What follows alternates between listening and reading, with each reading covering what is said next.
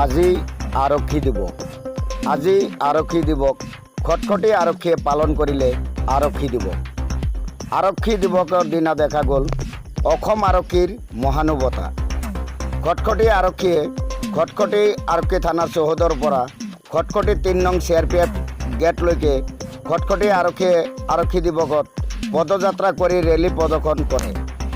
পৰৱৰ্তী সময়ত খটখটি আৰক্ষী খটখটি নাকা তালাচী ওচৰৰ বজাৰত চাফাই অভিযান কৰে।